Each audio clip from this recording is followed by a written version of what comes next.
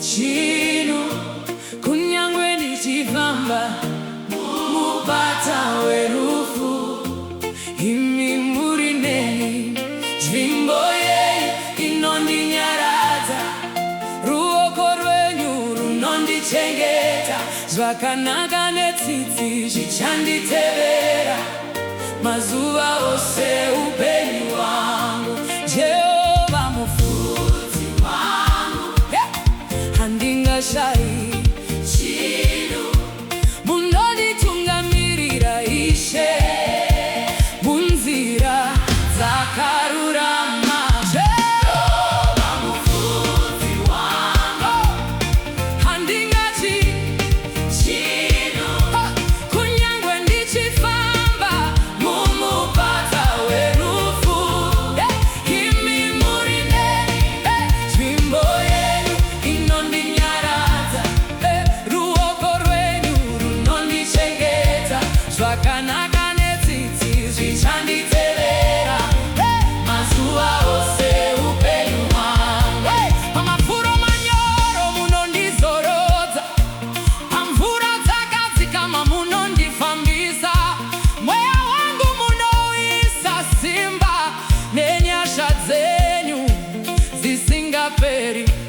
Kana ndadetsa munondisimudza, kana ndarasika munonditsvada. Rudo rwenyu harundisiyi, munogara muri pedyo. Jehovha mufudzi wangu, handingatyi chinhu. Kunyangwe ndichifamba mumupata werufu, imi muri neni, nzvimbo yenyu inondinyaradza, ruoko rwenyu runondichengeta zvakanaka netsitsi zvichanditevera mazuva ose upenyu hwangu. Pamberi pevavengi vangu munondigadzirira tafura, munozodza musoro wangu namafuta, mukombe wangu unozara. Jehovha mufudzi wangu, handingatyi chinhu. Kunyangwe ndichifamba mumupata werufu, imi muri neni, nzvimbo yenyu inondinyaradza, ruoko rwenyu runondichengeta zvakanaka netsitsi zvichanditevera mazuva ose upenyu hwangu.